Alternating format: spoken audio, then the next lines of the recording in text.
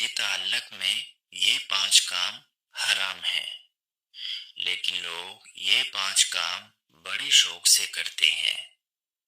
وہ 5 کام کون سے ہیں جن کو کرنے سے انسان دائرہ اسلام سے نکل جاتا ہے؟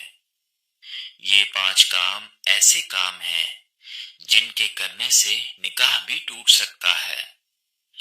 نبی کریم صلی اللہ علیہ وسلم نے فرمایا، جو شخص یہ 5 کام کرے گا وہ بسم اللہ الرحمن الرحیم، السلام علیکم ورحمۃ اللہ وبرکاتہ۔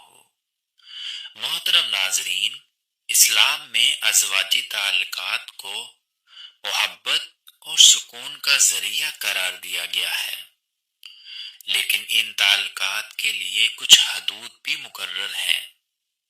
حیا اور فطرتی طریقوں کو پابندی ازواجی زندگی کو برکت اور پاکیزگی عطا کرتی ہے۔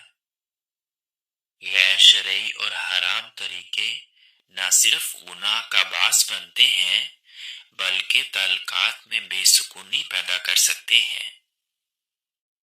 مسلمان جوڑوں کو چاہیے کہ وہ ان حدود کا احترام کریں اور اپنے رشتے کو اللہ کی رضا کے مطابق مضبوط بنائیں۔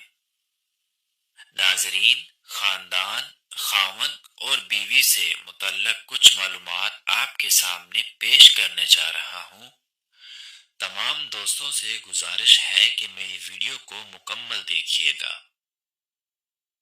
محترم اسلامی بھائیوں، آپ سے بیوی کے تعلقات میں کچھ ایسے ایمان ہیں جن کو ہم معمولی سمجھتے ہیں، جو شریعت میں سنگین جرم ہے۔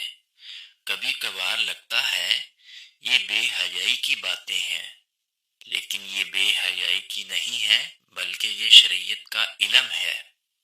ہاں، اگر ہم اس طرح کی باتیں اپنی خواہش کے مطابق کریں تو یہ بے حیائی ہے۔ پہلا گناہ جس کو میاں بیوی کے تعلقات میں معمولی سمجھا جاتا ہے وہ یہ ہے کہ بیوی کا اپنے شوہر کو شرعی تقاضا پورا کرنے سے انکار کرنا، اپنے شوہر کو اپنے نزدیک آنے سے انکار کرنا۔ محترم بھائیوں، جامعہ صغیر میں یہ روایت ہے کہ آپ صلی اللہ علیہ وسلم نے فرمایا، جب شوہر اپنی بیوی کو بلائے شرعی تقاضا پورا کرنے کے لیے تو عورت پر واجب ہے کہ وہ فوراً اپنے شوہر کی بات مان لے، ماں سوائے شرعی عذر کے۔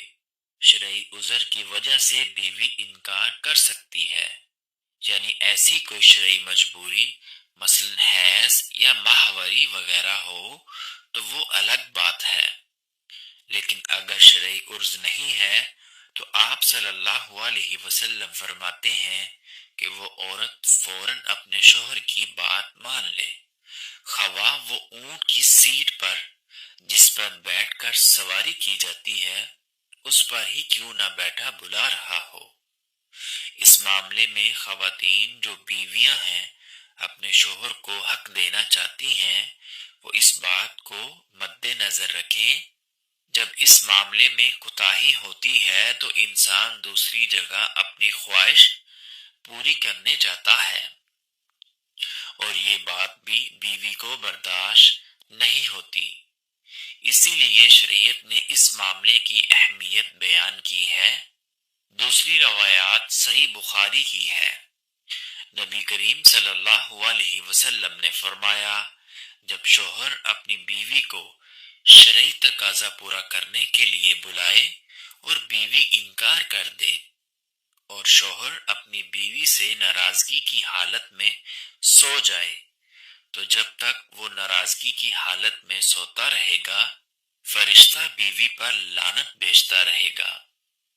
تو محترم بھائیوں اور بہنوں، دوسرا گناہ بیوی کے تعلقات میں جس کو غیر معمولی سمجھا جاتا ہے جبکہ شریعت میں اس کا اتنا سخت گناہ ہے وہ یہ ہے کہ عورت کا بغیر کسی عذر کے شوہر سے طلاق طلب کرنا۔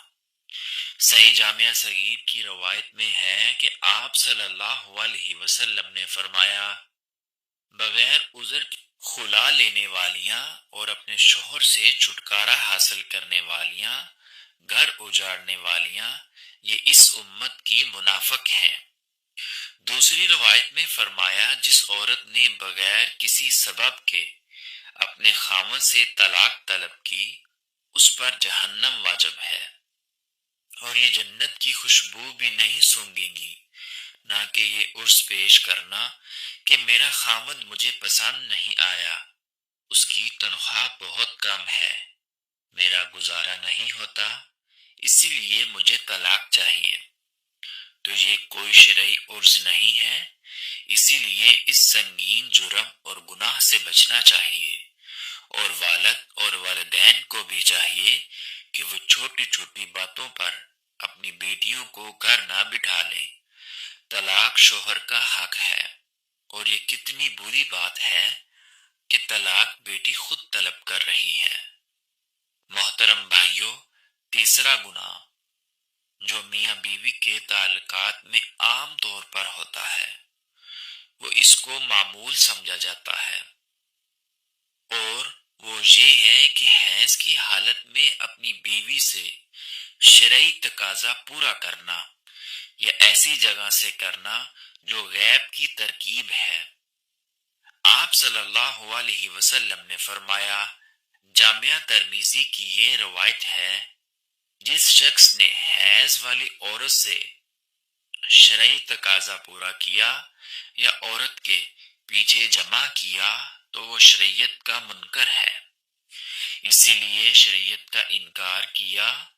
جس نے یہ عمل کیا اس کے لیے شریعت نے کفارے کا حکم دیا ہے، اور یہ بہت سنگین جرم ہے، لیکن اس کو لوگ سمجھ ہی نہیں پا رہے، اور اس بات کو کوئی سیریس لینے کو تیار ہی نہیں کہ نکاح سے پہلے اس کے آداب اور ازواجی زندگی سے متعلق سکھایا جائے۔ دنیا میں جہاں ہر چیز کی ٹریننگ ہوتی ہے، وہ ہم لوگ بڑے فخر سے کرتے ہیں۔ جناب، شرعی تقاضا کے بعد سونے سے قبل وضو یا غسل کرنا لازم ہے، لیکن جب بات شریعت سیکھنے کی ہے تو وہاں کیا ہے جس کی ہمیں شرم آ رہی ہے؟ دنیا کی بے حیائی میں شرم نہیں آتی، لیکن شریعت سیکھتے ہوئے یا شریعت کی بات کرتے ہوئے ہمیں شرم آتی ہے۔ چوتھا گناہ میاں بیوی کے تعلقات میں جس کو معمولی سمجھا جاتا ہے، وہ یہ ہے کسی غیر محرم عورت کے ساتھ اکیلے میں ملاقات کرنا، یا کسی غیر محرم عورت سے ہاتھ ملانا۔ یہ بہت سخت گناہ ہے۔ پانچواں گناہ شرعی تقاضا کے دوران قبلہ رو نہ رہیں، یہ احترام قبلہ کے خلاف ہے، لہذا اس کی طرف نہ منہ ہو نہ پشت۔ نبی کریم صلی اللہ علیہ وسلم نے فرمایا، جامعہ ترمذی کی روایت میں ہے، جب کوئی آدمی کسی غیر محرم عورت کے ساتھ تنہائی میں ملتا ہے تو وہ دو نہیں ہوتے، تیسرا ان میں شیطان ہوتا ہے۔ اور آپ صلی اللہ علیہ وسلم نے فرمایا، تم میں سے کسی شخص کے لیے کیل لے کر اپنے سر میں ٹھوک لینا زیادہ بہتر ہے، بجائے اس کے کہ وہ کسی غیر محرم عورت کو چھوئے۔ اور ہمارے ہاں یہ المیہ ہے کہ چھونا تو ایک معمولی بات ہے، یہاں تو پورا ہاتھ ملایا جاتا ہے۔ ایک بار ایک خاتون جس کو شریعت کا علم نہیں تھا، وہ مدینے آپ صلی اللہ علیہ وسلم سے بیعت لینے آئی، اور آپ صلی اللہ علیہ وسلم کے آگے اپنا ہاتھ بڑھایا۔ آپ صلی اللہ علیہ وسلم نے فوراً ہاتھ پیچھے کر لیا اور فرمایا، محمد صلی اللہ علیہ وسلم کسی عورت کے ننگے ہاتھوں کو دیکھنا بھی پسند نہیں کرتے۔ آپ صلی اللہ علیہ وسلم نے اپنا چہرہ مبارک پھیر لیا۔ حضرت معذر بن حیدر رضی اللہ تعالی عنہ فرماتے ہیں میں نے عرض کی یا رسول اللہ صلی اللہ علیہ وسلم میں کئی مہینے پانی والے علاقے سے بہت دور رہتا ہوں جبکہ میری بیوی میرے ہمراہ ہوتی ہے، کیا بیوی سے شرعی تقاضا پورا کر سکتا ہوں؟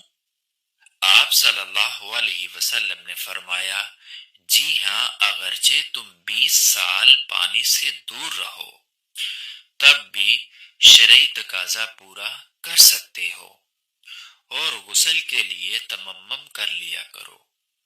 دعا ہے کہ اللہ رب العزت ہم تمام مسلمانوں کو شریعت کے مطابق شرعی تقاضا پورے کرنے کی توفیق عطا فرمائے، آمین ثم آمین۔